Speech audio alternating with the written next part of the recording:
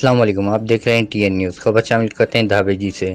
صحافی سید Shahbaz Shah Shaheed one day cricket tournament pump house Dhabeji ground میں کھیلا گیا، جسے خان برادر کرکٹ ٹیم نے اپنے نام کیا۔ تفصیلات کے مطابق صحافی سید Shahbaz Shah Shaheed one day cricket tournament سماجی رہنما عثمان خان یوسف زئی کی جانب سے pump house Dhabeji ground میں منعقد ہوا، جس میں ضلع ٹھٹہ کے 19 کرکٹ ٹیموں نے حصہ لیا۔ ٹورنامنٹ کے مہمان خصوصی بارک فارما کے چیف ایگزیکٹو ملک محمد انوار الحق اوان اور معروف سابق سنگر موجودہ نعت خواں شاز خان، دیگر مہمانوں میں محمد ملک شاہ، مراد خان اور ملک منصور اوان تھے۔